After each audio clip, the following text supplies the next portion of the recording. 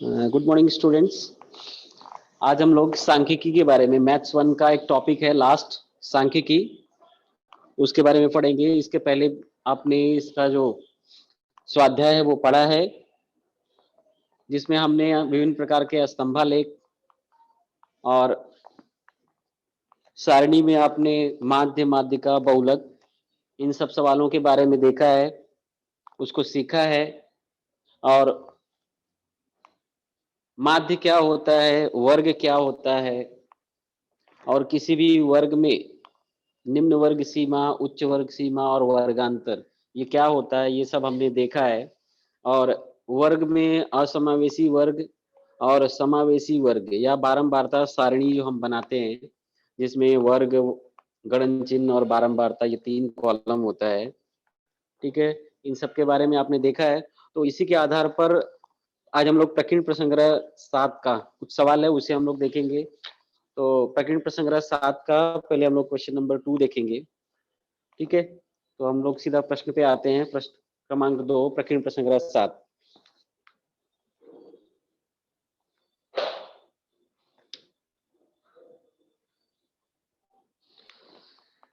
दूसरा प्रश्न है आपका, 20 कर्मचारियों के वेतन का माध्य 10,250 रुपए है।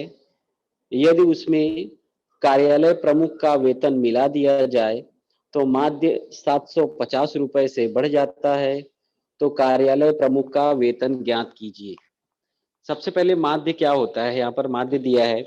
माध्य का अर्थ है अंक गणितीय औसत। माध्य का अर्थ क्या है, अंक गणितीय औसत। या दूसरे शब्दों में हम लोग बोले, जैसे किसी के पास 10 रुपए है, किसी के पास 12 रुपए है, किसी के पास 14 रुपए है, और मैं पूछूं कि इसका माध्य क्या है, तो वो तीनों संख्याओं को जोड़ करके और 3 से भाग देना, क्योंकि 3 ही संख्या इसलिए 3 से भाग देंगे, जो भी आएगा वही उसका माध्य होगा, ठीक है। तो ये सवाल माध्य पर आधारित है। तो इसका हल क्या होगा, देखो। माध्य का अर्थ सबसे पहले हम लोग वही जान लेते हैं कि माध्य क्या होता है।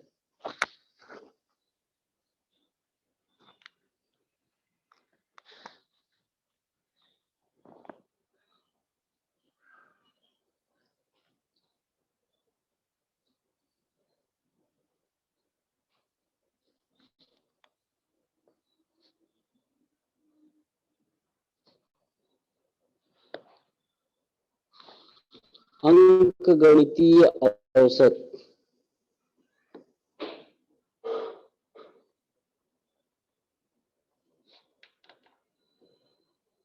माध्य को हम दूसरे शब्द में औसत भी कह सकते हैं, ठीक है।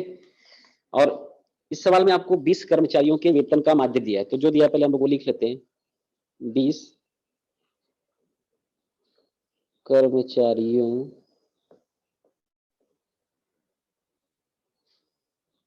के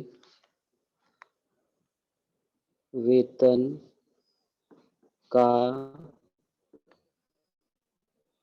माध्य, और वो आपको दिया है रुपए 10,250, ठीक है।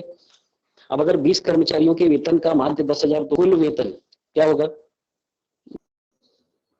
कर्मचारियों का कुल वेतन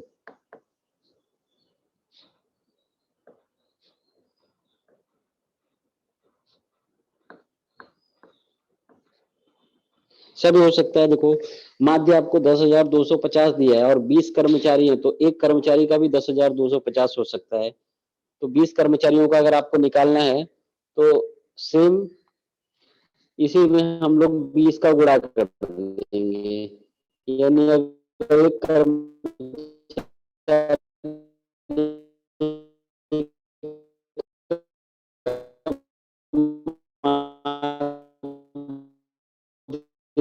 दिया, 20 कर्मचारियों का माध्य 10,250 है, तो 20 कर्मचारियों का निकालने के लिए सेम इसी संख्या में 10,250 में 20 का गुणा कर देंगे,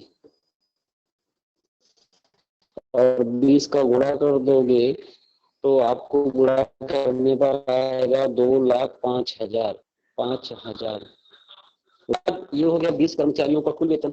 लेकिन इस सवाल में आपको आगे बोला है कि कार्यालय के माध्य में, तो क्या करेंगे, कार्यालय प्रमुख का वेतन, वेतन का माध्य, कार्यालय प्रमुख के साथ वेतन का माध्य। अब पहले 20 कर्मचारियों का वेतन का माध्य कितना था, 10,250 था। और जब हम लोग कार्यालय प्रमुख का जोड़ देते हैं तो जोड़ने पर 750 बढ़ता है, अर्थात इसमें 750 जोड़ देंगे, तब ये 10,250 और 750 जोड़ देंगे तो ये अमाउंट हो जाएगा 11,000। यानी कार्यालय प्रमुख के साथ वेतन का माध्य कितना हो जाएगा, 11,000। अब पहले कर्मचारी कितने थे, 20, और कार्यालय प्रमुख को अगर हम लोग मिला देंगे तो कुल कर्मचारी कितने हो जाएंगे, 21। यानी अब 21 कर्मचारियों का कुल वेतन या 21 व्यक्तियों का कुल वेतन, तो 21 कर्मचारियों का कुल वेतन, जिसमें 20 कर्मचारी हैं और एक कार्यालय प्रमुख है, तो 21 कर्मचारियों का कुल वेतन। अब 21 कर्मचारियों का कुल वेतन निकालना है तो 21 गुणे 11,000, 21 गुणे 11,000, और जब आप गुणा कर दोगे तो आपको आएगा 2,31,000 रुपए। यानी ये 31 कर्मचारियों का कुल वेतन होगा। और इसके पहले हमने 20 कर्मचारियों का कुल वेतन निकाला था। हमें किसका बता रहे हैं सवाल में, कार्यालय प्रमुख का वेतन। तो 20 कर्मचारी हैं और एक और मिलाने पर टोटल 21 कर्मचारी हो जाते हैं, तो वो जो 21वां कर्मचारी है वही कार्यालय प्रमुख है। तो अब हमें कार्यालय प्रमुख का वेतन निकालना है, तो कार्यालय प्रमुख का वेतन बराबर कार्यालय प्रमुख का वेतन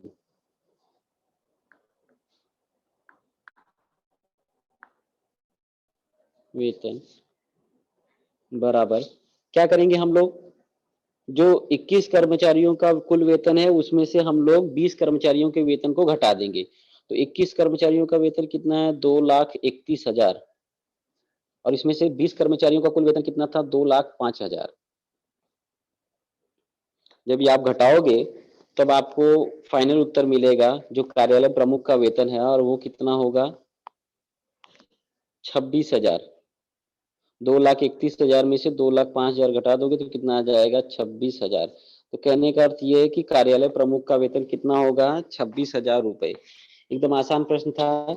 20 कर्मचारियों के वेतन का माध्य दिया था, वो हमने वैसे लिख दिया। अब 20 कर्मचारियों का कुल वेतन अगर आपको निकालना है तो एक कर्मचारी का 10,250 है, तो 20 का कितना होगा, 20 का गुणा कर दिए। फिर आगे इस प्रश्न में बोला था कि आपको कार्यालय प्रमुख का वेतन जब जोड़ देते हैं वेतन के माध्य में तो 750 बढ़ जाता है, यानी कार्यालय प्रमुख के साथ वेतन का माध्य कितना हो जाएगा, 10,250 और प्लस 750, तो 11,000 हो जाएगा। फिर 20 कर्मचारी और एक जो कार्यालय प्रमुख है उनको मिला के 21 हो गए, तो 21 कर्मचारियों का कुल वेतन। तो 21 कर्मचारियों का कुल वेतन अगर आपको निकालना होगा तो 21 गुणे 11,000। और फाइनली जो आपको उत्तर लास्ट में निकालना था कि कार्यालय प्रमुख का वेतन, तो कार्यालय प्रमुख का वेतन बराबर जो 21 कर्मचारियों का कुल वेतन है उसमें से हम लोग 20 कर्मचारियों के वेतन को घटा देंगे, तो जो आपको घटाने पर मान प्राप्त होगा वही क्या होगा, उसका वेतन। यानी कार्यालय प्रमुख का वेतन कितना है, 26,000 रुपए। ठीक है, अगले प्रश्न की तरफ हम लोग बढ़ते हैं। तीसरा वाला प्रश्न,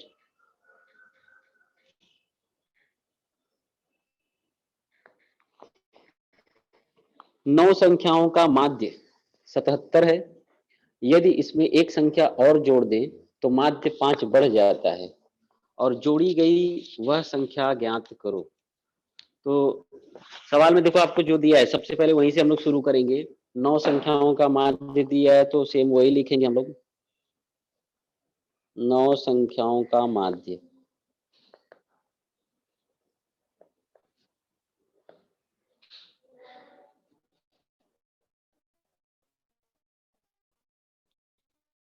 9 संख्याओं का माध्य बराबर कितना दिया है 77। अब अगर मुझे क्या कर देना हो, यानी 9 संख्याओं का योगफल, 9 संख्याओं का योगफल 940, 9 संख्याओं का योगफल, अगर आपको 9 संख्याओं का योगफल निकालना है तो सेम इसी में 9 का कर देंगे तो 9 गुणे 77, और जब आप गुणा करेंगे 9 सते 63, हाँ से लगे 6, 9 सते 63, 693। 9 संख्या में क्या बोला कि 9 संख्या में एक संख्या आप मानेंगे, तो माना जोड़ी गई संख्या x है, क्या मानेंगे, माना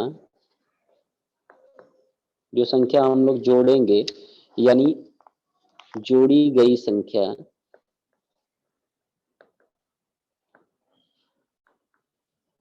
x है, ठीक है।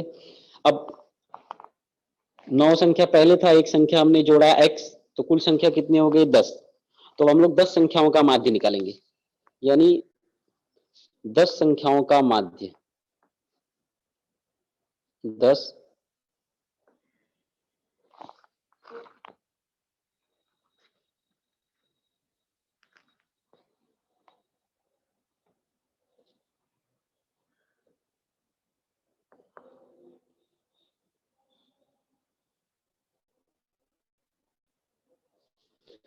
10 संख्याओं का माध्य।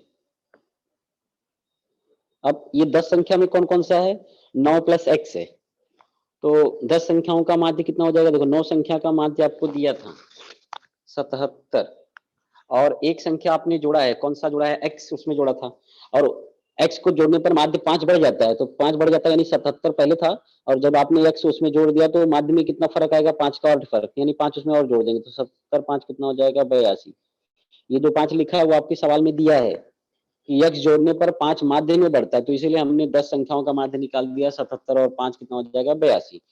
अब सेम जैसे आपने 9 संख्याओं का माध्य और 9 संख्याओं का योगफल निकाला था, तो वैसे यहाँ पे 10 संख्याओं का माध्य हो गया 82, तो 10 संख्याओं का योगफल, तो 10 संख्याओं का योगफल,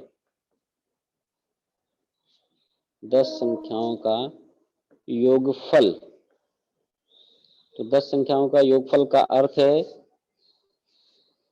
10 गुणे 82, और 10 गुणे 82 आप निकालोगे तो कितना हो जाएगा 820, 10 में 82 का गुणा करेंगे तो 820। अब प्रश्न में देखो हमें क्या बोला है कि जब 9 संख्या है और एक संख्या और जोड़ते हैं तब टोटल होती है 10 संख्या, तो 9 संख्या का योगफल कितना है 693 प्लस इसमें जब एक संख्या और x जोड़ते हैं तब हमें कितना मिलता है 10 संख्या यानी 820, 10 संख्याओं का योगफल, ठीक है। यहाँ हम लोग ऊपर प्रश्नानुसार लिख सकते थे, प्रश्न में जो बोला है उसके अनुसार है ये, प्रश्नानुसार संख्या जोड़ते हैं तब 10 संख्याओं का योगफल है, ठीक है। तो अब क्या करेंगे, x का मान निकालना है तो बिना x वाले को एक तरफ कर देंगे, यानी 820 में से घटा देंगे 693, और फाइनली जब हम घटाएंगे 693 तो लास्ट में 0 है, वहां 3 है, तो 0 में तो 3 जाएगा नहीं, 10 में 3 जाएगा, हो जाएगा 7, और 2 की जगह बचेगा 1, फिर 1 हासिल लेंगे तो हो जाएगा 11, और 11 में 9 जाएगा तो बचेगा 2, और यहाँ 8 में 1 चला गया 7 बचा था, 7 में 6 जाएगा तो बचेगा 1, यानी x का मान हमें कितना आएगा 127। तो कहने का मतलब है कि वह संख्या कौन सी होगी 127। आप लास्ट में उत्तर क्या लिखोगे, इसलिए जोड़ी गई वह संख्या क्या है 127। तो एकदम आसान है, हमें सवाल में 9 संख्याओं का माध्य दिया था तो पहले हमने वही लिखा, 9 संख्याओं का माध्य 77 है, फिर 9 संख्याओं का योगफल निकाल लिए, तो 9 संख्याओं का योगफल मतलब 9 गुणे 77 है। हम ऐसा मानते हैं कि एक संख्या 77 है तो दूसरी भी 77, तीसरी भी, चौथी, पांचवी, छठवीं, सातवीं, आठवीं, नवीं, और 9 का योगफल में यानी 77 लिख के 9 बार जोड़ो या 77 में 9 का गुणा कर दो, तो वो गुणा करेंगे तो आ जाएगा 693। फिर हमें बोला था कि जब हम एक संख्या और जोड़ते हैं तो हम मान लिया कि मानव जोड़ी गई संख्या x, जरूरी नहीं कि आप x लो, x की जगह पे ABCD XYZ कोई भी हो सकता है, अंग्रेजी वर्णमाला का छोटा अक्षर। फिर जब 9 में 1 जोड़ दिया तो टोटल संख्या हो गई 10, यानी 10 संख्याओं का माध्य जब हम निकालेंगे तो 9 संख्या का माध्य 77 था और 10वीं संख्या जो हमने जोड़ा है x, उसका माध्य 5 दिया था, तो इसीलिए हमने 77 में 5 जोड़ दिया और वो हो गया 82। फिर आगे आपको 10 संख्याओं का योगफल निकालना है, तो 10 संख्याओं का योगफल क्या है, 10 गुणे 82, और 10 में जब 82 का गुणा करेंगे तो हो जाएगा 820।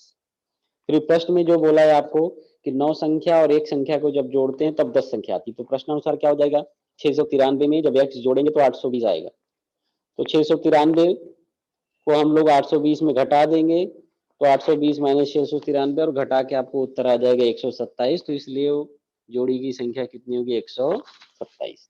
ठीक है, अगले सवाल की तरफ हम लोग बढ़ते हैं। चौथा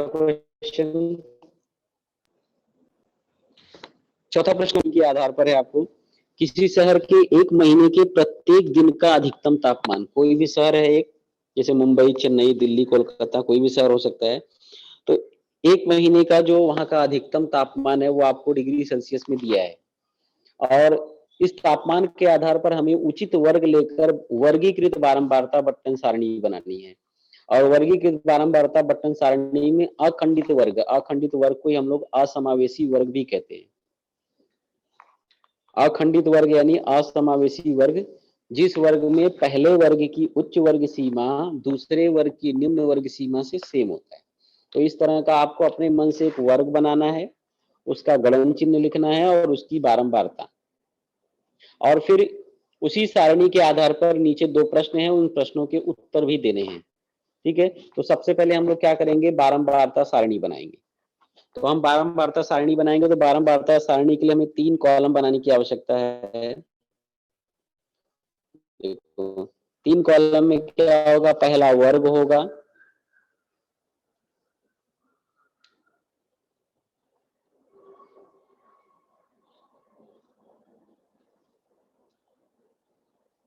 पहला क्या होगा, वर्ग,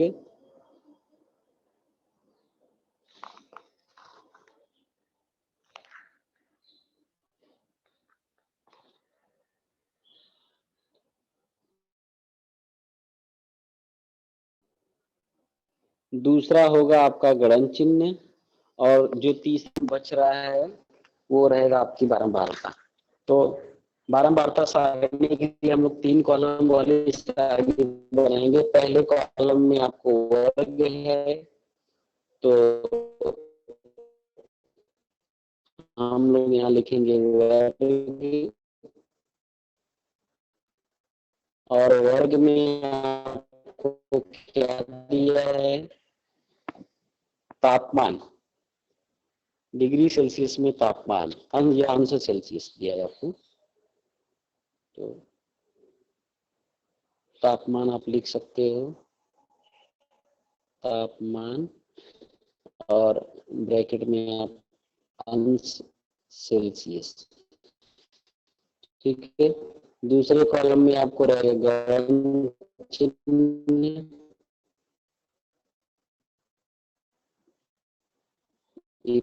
पिछली कक्षा में आपने इस तरह का सवाल पढ़ा है, और तीसरे कॉलम में आपको रहेगा बारंबारता।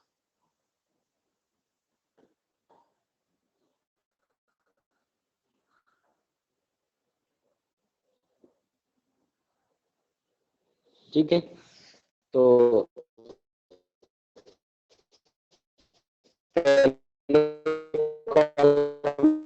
वर्ग, दूसरे कॉलम में गणन चिन्ह और तीसरे कॉलम में बार। अब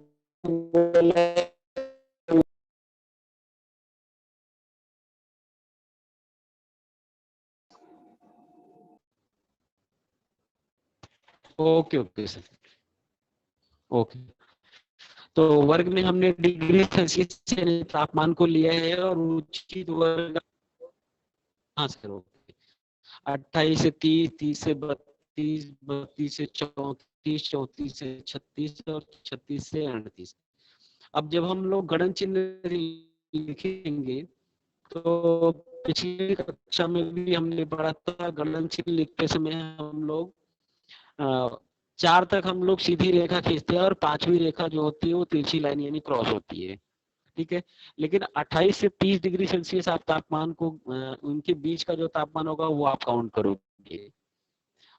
और फिर दूसरे में 30 से 32 है, तो यहाँ एक कंफ्यूजन होगा आपको, पहले वर्ग में भी 30 है और दूसरी से तो आप लेंगे किसमें, 30 तक नहीं लेंगे, 30 से तो एक पहले, यानी 29.9 तक आप पहले वर्ग में लेंगे, और जो 30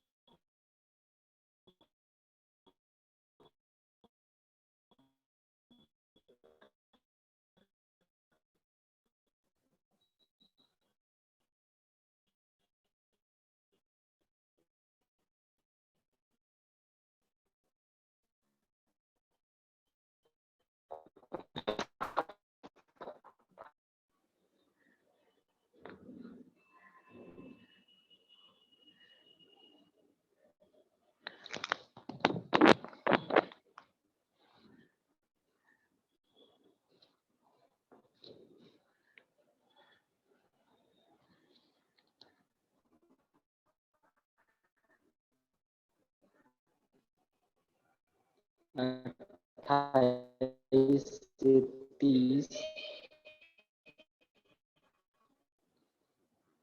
30 से 32 से 36 और 36 से 38, इस तरह वर्ग लेना है। 28 डिग्री सेल्सियस तापमान से वर्ग में आपको मैंने बोला था डिग्री सेल्सियस तापमान होगा, 28 डिग्री सेल्सियस से ज्यादा और 30 से कम यानी 29.9 तक गिनेंगे। तो आप गिनोगे तो आपको जो कॉलम मिलेगा वो 28 और 30 के बीच में कुल 8 संख्याएं हैं इस तरह की।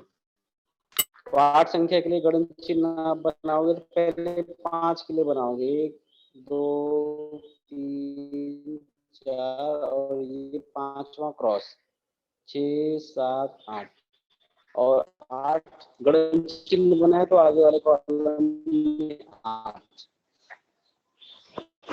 सेम 30 से 32 तक बोला है तो 30 डिग्री सेल्सियस से शुरू करके और 32 यानी 31.9 तक गिनेंगे। तो उसे आप जब गिनोगे तो उसमें भी आपको 8 मिलेंगे, 1 2 3 4 5 6 7 यहाँ पर देखेंगे। और तीसरा हमने 32 किया था, वहाँ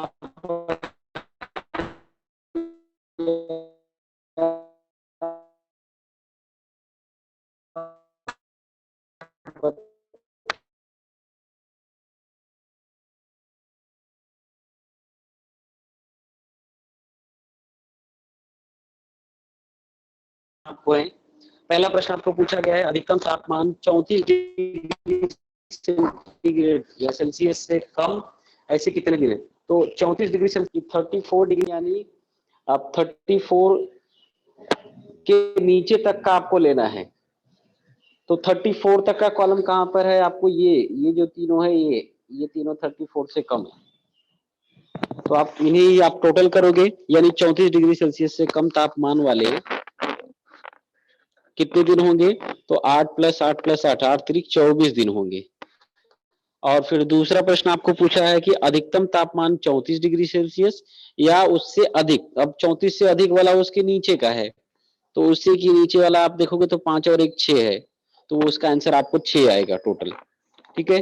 फिर अगला प्रश्न की तरफ हम लोग बढ़ते हैं। अगला प्रश्न आपको दिया है, सारणी बना के दी हुई, उस सारणी के आधार पे आपको प्रश्न पूछा है। 5वां सवाल, यदि निम्नलिखित प्राप्तांकों का माध्य, एक सारणी दी गई उसमें प्राप्तांक है, उसका माध्य आपको दिया है 20.2, तो पी का मान ज्ञात करो। ठीक है, तो पहले हमें जो 2 कॉलम की सारणी दी गई उसके आधार पे हम लोग तीसरे कॉलम एक बनाएंगे। एक्स आई आपका वर्ग है, एफ आई वो बारंबारता है, और तीसरा हम लोग उसका गुणनफल, यानी यहाँ पर हम लोग इस प्रश्न को भी हल करने के लिए 3 कॉलम वाली सारणी बनाएंगे। ठीक है, तो उस 3 कॉलम वाली सारणी क्या होगी, आपको पहला कॉलम तो जो आपका दिया है वो सेम एज इट इज, दूसरे कॉलम में भी जो दिया है आपको वो सेम टू सेम हम लोग लिखेंगे। ठीक है, तो देखो पहला वाला कॉलम क्या है आपका, पहले वाले कॉलम में आपको एक्स आई दिया है, वो एक्स आई ही रहेगा। दूसरे कॉलम में आपको एफ आई दिया है, वो एफ आई ही रहेगा। और तीसरे में इनका गुणनफल एक्स आई एफ आई, या एफ आई एक्स आई भी आप कर सकते हो, दोनों का गुणा है।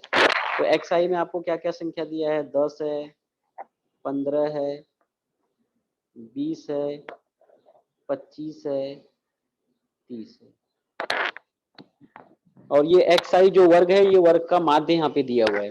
और दूसरा कॉलम जो बारंबारता आपको दिया उसमें आपको 6 दिया है, 8 दिया है, और तीसरे नंबर पर पी है, चौथी संख्या आपकी 10 है, और उसके बाद 6 है। अब हम लोग क्या करेंगे, उसके आगे आपको एफ आई एक्स आई निकालना है, तो हम लोग सीधा सीधा गुणा करेंगे। एक्स आई की पहली संख्या और एफ आई की पहली संख्या दोनों का गुणा करके सीधे उसके सामने लिखेंगे। तो 10 में 6 का गुणा करेंगे, 10 छंग 60, 15 में 8 का गुणा करेंगे, 15 अट्ठे 120, फिर 20 में पी का गुणा करेंगे, तो 20 में पी का गुणा होगा तो 20 पी, ये उसके साथ हो जाएगा। चरांक और अचरांक का गुणा करते समय चरांक अचरांक दोनों होते हैं। और चौथा है 25 में 10 का गुणा करेंगे, तो 25 में 10 का गुणा करेंगे तो 25 दाम में 250। और पांचवा है 30 में 6 का गुणा करेंगे तो 3 छक 18, और एक जीरो बढ़ा देंगे 100। तो इस तरह हमने F I x I column बना लिया। अब यहाँ पहले वाले एक्स आई के कॉलम में कुछ नहीं होगा, एफ आई का टोटल यहाँ पे तो सिग्मा एफ आई यानी बारंबारता का योग, तो आप इनको जोड़ोगे तो संख्याओं को एक साथ जोड़ोगे, पी अकेले ही रहेगा, तो 8 और 6 जोड़ेंगे 14, 14 में 10 जोड़ेंगे 24, 24 में 6 जोड़ेंगे 30, और उसके साथ पी भी है, तो वो 30 प्लस पी होगा, क्योंकि पी को हम लोग संख्या के साथ जोड़ नहीं सकते, इसलिए वो अकेले अलग रहेगा, प्लस करके उसके साथ लिखेंगे। तो एफ आई का योगफल कितना होगा, 30 प्लस पी। फिर आगे दूसरे कॉलम का भी उसका योग निकालेंगे, सिग्मा एफ आई एक्स आई। तो यहाँ पर भी हम लोग संख्या को एक साथ जोड़ेंगे और जो पी वाला है वो अलग रहेगा। तो संख्या को जोड़ोगे तो उसका मान कितना है आपको, ऊपर 60 है, 120 है, फिर नीचे 250 180 है, उनको आप जोड़ोगे तो जोड़ करके आपको मिलेगा 610। कितना होगा वो, यहाँ मैं साइड में लिख दे रहा हूँ, 610, और प्लस जो 20 पी है वो अलग से रहेगा 20 पी, तो ये उसका टोटल आएगा। ये तो आपको योगफल आया है कि एफ आई एक्स आई का योगफल और एफ आई का योगफल। अब हमें देखो माध्य दिया है, तो माध्य का सूत्र होता है, माध्य बराबर क्या होता है, आंकड़ों का योगफल बटे आंकड़ों की संख्या। या अगर हम लोग सूत्र लिखना चाहे तो माध्य यानी बार एक्स बराबर होता है सिग्मा एफ आई एक्स आई बटे सिग्मा एफ आई। तो अब हम लोग सूत्र लिखते हैं और जो हमें मान निकालना वो हम लोग मान प्राप्त करते हैं। तो देखो आपके पास सूत्र क्या होगा 5वें सवाल के लिए, माध्य बराबर सिग्मा एफ आई एक्स आई बटे सिग्मा एफ आई। अब देखो माध्य का मान आपको दिया है, माध्य कितना दिया है 20.2, 20.2, ये आप प्रश्न में ही बोला है कि माध्य अगर 20.2 हो तो पी का मान ज्ञात करो। अब सिग्मा एफ आई एक्स आई का मान कितना था, हमने जोड़ा था 610 और प्लस 20 पी, और बटे एफ आई का मान कितना था 30 और प्लस पी। हमें पी का मान निकालना है, तो सबसे पहले अब देखो तीन गुणा करेंगे, जो नीचे 30 प्लस पी है उसमें 20.2 का गुणा करेंगे। तो जब आप गुणा करोगे तो पहले 20.2 का 30 में गुणा करेंगे, तो 20.2 का जब आप 30 में गुणा करोगे तो आएगा आपको 606। फिर 20.2 का पी में गुणा होगा तो वो उतना ही रहेगा 20.2, और साथ में पी भी होगा। फिर बराबर जो ऊपर वाला वो एज इट इज होगा 610 प्लस 20p। अब क्या करेंगे, p वाले को एक तरफ करेंगे, बिना p वाला एक तरफ। तो हम लोग क्या करते हैं, 20p जो बराबर के दाहिनी तरफ है उसको बाईं तरफ लाएंगे और जो 606 है उसको दाहिनी तरफ ले जाएंगे। तो देखो ये 20.2p अपनी जगह पे ही है। 20p जो उस तरफ प्लस था, पक्षांतर का नियम है जब भी कोई संख्या बराबर के पहले यानी बाएं से दाएं या दाएं से बाएं होती तो उसका चिन्ह बदल जाता है। प्लस होगा तो माइनस हो जाता है, माइनस होगा तो प्लस हो जाएगा, गुणा होगा तो भाग होगा जाएगा, भाग होगा तो गुणा। तो 20p को हम लोग बाईं तरफ लाएंगे तो वो माइनस हो जाएगा और माइनस 20p।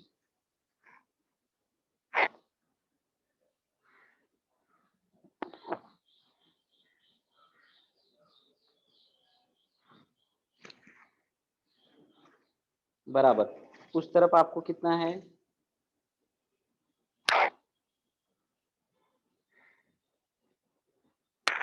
बराबर के उस तरफ आपको 610 पहले से ही है और उसमें से हम लोग क्या करेंगे, 606 घटा देंगे। तो अब आप देखोगे कि बाईं तरफ आप पहले माइनस करोगे, तो बाईं तरफ जब आप माइनस करोगे तो 20.2 में आपको घटाना है 20। तो आप जब घटाओगे तो दशमलव के बाद वाला बाद में घटता, पहले वाला पहले, तो घटा के कितना आएगा 0.2p, ये आपको घटाने पे आएगा। और बराबर उस तरफ आप देखोगे 610 में 606 घटा दोगे तो आपको आ जाएगा 4। फिर p का मान निकालना तो जो गुणे में उधर जाके भाग हो जाएगा यानी 4/0.2 हो जाएगा। और फिर अब 0.2 से आपको भाग देना, तो देखो यहाँ दशमलव के बाद एक अंक है तो दशमलव हटाने के लिए हम लोग क्या करेंगे, ऊपर 10 से गुणा कर देंगे। 0.2 है तो यानी ऊपर क्या हो जाएगा 4 गुणे 10 और नीचे 2 हो जाएगा, वो दशमलव हट जाएगा। अब ये हो जाएगा 4 दहा में 40/2 और फिर 40 में जब आप 2 का भाग दोगे तो आपको उत्तर आ जाएगा 20 और यही आपका p का मान है। तो p का मान कितना आएगा 20। तो एकदम आसान है, दी गई सारणी जो है उसमें xi fi का मान दिया था तो सबसे पहले हम लोग तीसरा कॉलम बना लेंगे, xi fi या fi xi का गुणनफल। तो सीधा सीधा आपको गुणा करना है और गुणा करने के बाद में हम लोग दूसरे और तीसरे कॉलम का योगफल निकालेंगे। fi का योगफल नीचे आएगा और xi fi का योगफल उसके नीचे। उसके बाद आपको ये माध्य का सूत्र लिखना है, माध्य बराबर सिग्मा fi xi बटे सिग्मा fi। सिग्मा का मतलब यहाँ पे योगफल है। फिर fi xi का मान हमें जो टोटल किया था कॉलम के नीचे 610 प्लस 20p और नीचे जो है 30 प्लस p है। अब इसके बाद माध्य का मान आपको दिया था 20.2। फिर हमने क्या किया, तिरे गुणा कर दिया और पक्षांतर करके इस तरह p का मान प्राप्त कर लिया। तो p का मान कितना आएगा 20। ठीक है, अब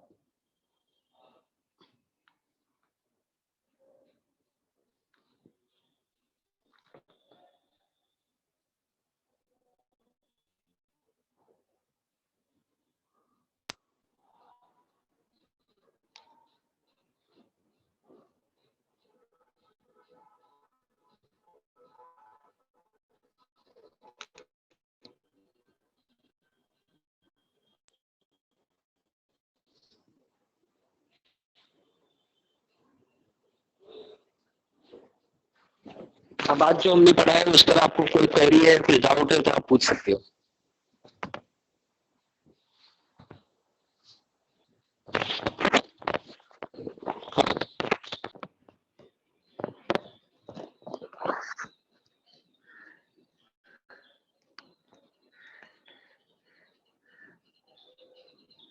हाँ पूछो ऋषिकेश। Good morning sir. हाँ गुड मॉर्निंग, बोलो। सर अभी आपने जो सवाल अभी समझाया ना सर। लास्ट वाला। Yes sir. हाँ हाँ बोलो। सर उसमें जो आपने बारंबारता बनाया था हाँ हाँ तो सर उसमें जो आपने वो काउंटिंग पॉइंट्स नहीं लिखे थे सर, हाँ हाँ बोलो। उसमें वो पॉइंट्स 8 8 और 5 1 ऐसे कैसे आया सर, ये नहीं समझ में आया मुझको। 8 और 5 कैसे आया? Yes sir. ठीक है देखो मैं बता रहा हूँ उसको। हाँ हाँ, वो 8 और 5 ऐसे आया आपको जब मैंने आपको बोला कि आपको कॉलम बनाना है, तो कॉलम में हमने 3 कॉलम बनाया था, वर्ग बारंबार। हेलो, देखो वर्ग में मैंने आपको लिखा था 28 से 30, पहला वर्ग यही था ना। हेलो, आवाज आ रही है?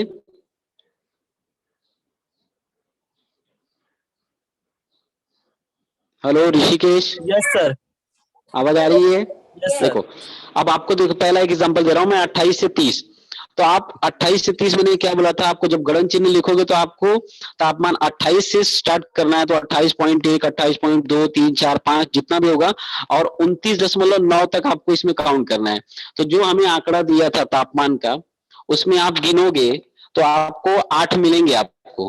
तो अब आपके पास बुक होगा, वहां पे प्रश्न आपको लिखा हुआ है। तो पहली यस लाइन में आप देखोगे तो आपको मैंने बोला था 30 के पहले तक आपको लेना, तो पहला वाला भी आएगा, 29.2 आएगा, 29.0 आएगा, 28.1 आएगा, 28.5 आएगा, ये 32.9 नहीं आएगा, क्योंकि आपको 30 के नीचे की संख्या लेना है। फिर 29.2 आएगा।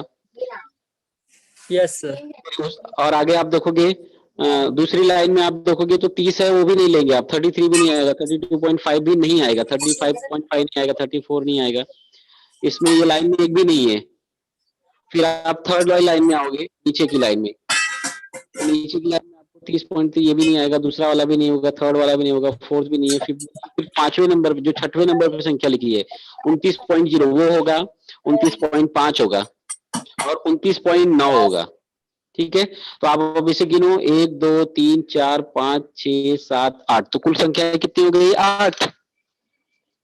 तो दो आंकड़े 28 से 30, ये जो वर्ग मैंने लिया है इसमें कुल 8 आंकड़े हैं। 8 आंकड़े मतलब 8 संख्या है। कौन कौन सी है?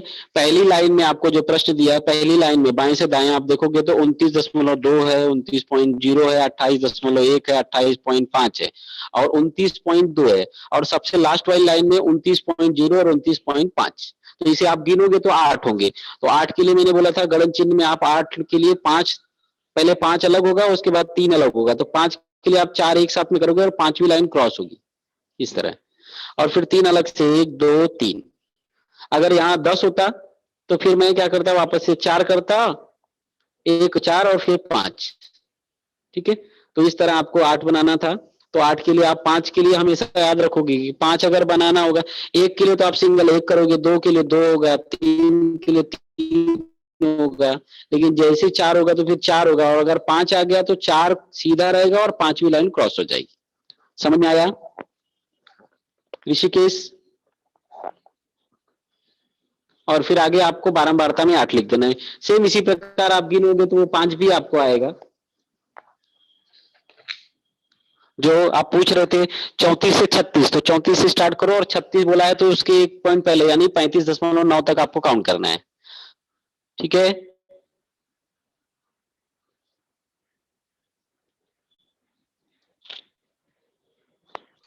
हेलो। Good morning sir. हाँ गुड मॉर्निंग, बोलो नवगर Sumit Yadav. Sir question number 3 समझाए ना? थर्ड वाला क्वेश्चन नंबर, हाँ सर। ओके। थर्ड वाला प्रश्न देखो क्या था आपका। थर्ड वाले प्रश्न में हमने क्या किया, प्रश्न क्या बोला है आपको, 9 संख्याओं का माध्य। हाँ सर। तो जो आपको पहले दिया है वही सेम टू सेम 9 संख्याओं का माध्य दिया है आपको। कितना दिया है 9 संख्याओं का माध्य? 77। 77।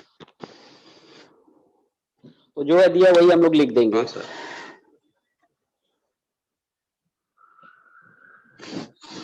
9 संख्याओं का माध्य कितना दिया आपको?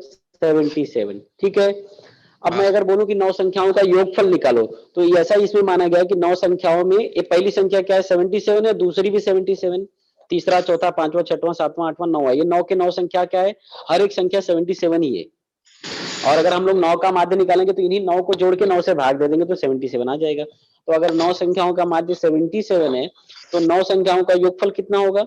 इसमें 9 का गुणा कर देते हैं, 9 का गुणा कर देंगे। 9 संख्याओं का, हाँ 9 गुणे 77, तो 9 का गुणा कर दिए तो ये कितना हो जाएगा 693। 9 693। सत्ते 63, हासिल लगे 6, 9 से 63 और 693। ठीक है।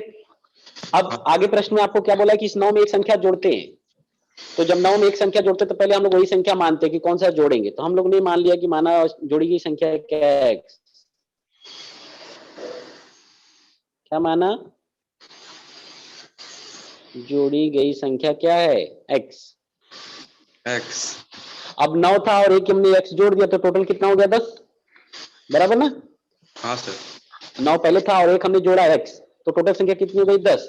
तो अब हम लोग क्या करेंगे, 10 संख्याओं का माध्य निकालेंगे।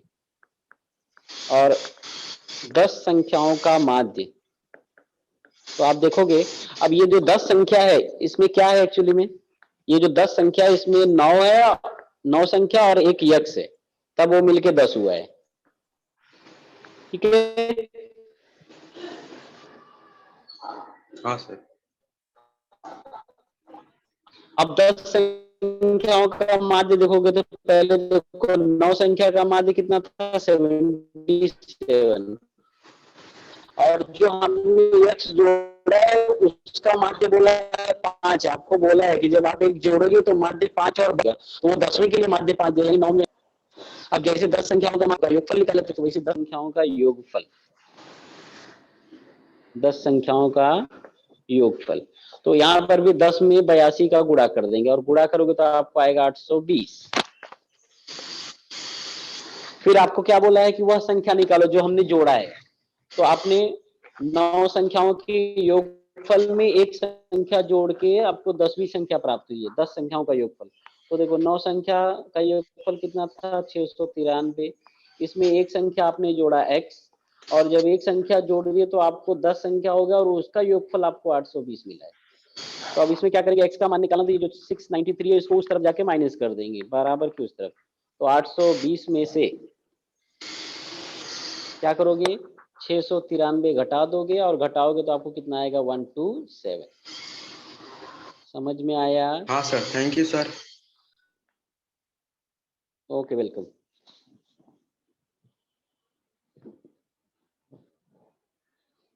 बहुलक ये आपको अगली क्लास में भी है, 10वीं की क्लास में भी है। अच्छे से इसकी तैयारी करो, नेक्स्ट ईयर भी आपको ये सेम चीज रहने वाली है। माध्य, माध्यिका, बहुलक, बारंबारता सारणी आपको नहीं है, लेकिन वर्ग ये आपको है। वर्ग, निम्न वर्ग, उच्च वर्ग, वर्गांतर सारणी भी बनाने के लिए उसके आधार पे प्रश्न आपको पूछे जा सकते हैं, तो एकदम आसानी से आप कर सकते हो, कोई दिक्कत नहीं है। ठीक है, और कोई?